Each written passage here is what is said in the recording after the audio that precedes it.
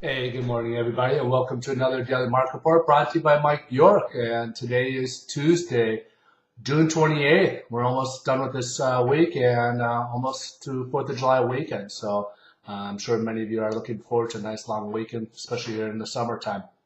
Hey, also, I want to kind of bring to note that after this week, I'm going to go change back to my former way of creating these videos for you folks. So you won't be seeing me on these videos. You'll be seeing more or less a PowerPoint presentation going through the numbers. When I first made the change, I asked for some feedback. I didn't really receive anything, so I didn't really notice any changes regards to it. This just takes a little bit more time for me. And in regards to time frame. So I'm just going to go back to the old ways. If for some reason you want this way, let me know and give you some feedback, and we'll keep it this format. Otherwise, I'm going to go back to the other format after this week. Okay, folks. So let's go ahead and take a look at the economic news releases today. We had the Case-Shiller, who had some good news there, came up about 0.7%. And then the downer is basically the consumer confidence dropped down to about 58. So really not so good. People aren't feeling so good about the economy, where things are heading.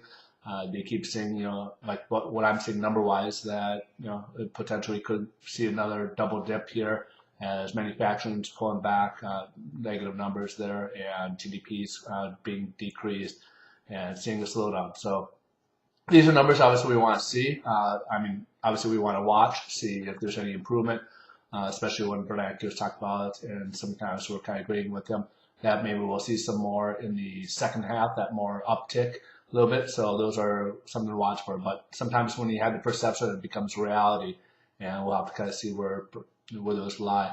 Also on the headline news is still Greece. They're going through the austerity measures.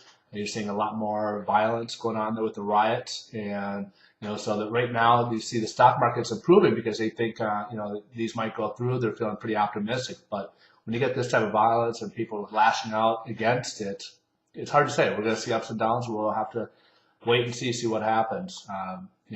Just there's a lot of people who are against these measures here, especially by the people. So they obviously have to listen to them. So let's go here and take a look at the bond market and see where interest rates are moving today. Okay.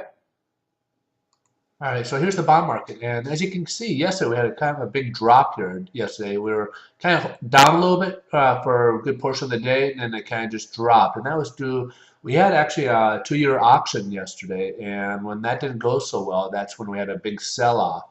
And then today we have a bit of an opening gap to the worst this morning, so it's possible that we could see some improvement that could close today. But again, this is going to probably rely more on today's auction on the 5-year mark. So if we have a good auction, good turnout, this could close up today.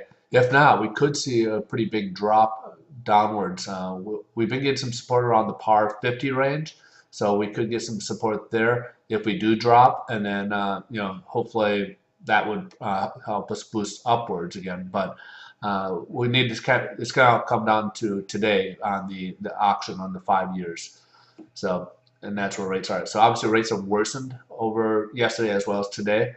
It could, we could get a price for improvement if we can close this gap later in the day, or it might come in tomorrow morning's rate sheets. So we'll kind of wait from there. But interest rates are a little worse today than they were yesterday.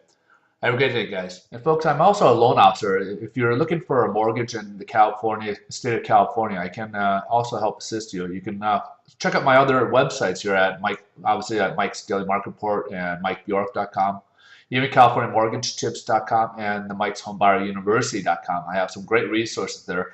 But feel free to give me a call at 310-694-3544. I can do refinances, and I also do purchases. So I can help you get pre-approved to buy that next home here. So thank you, and keep me in mind.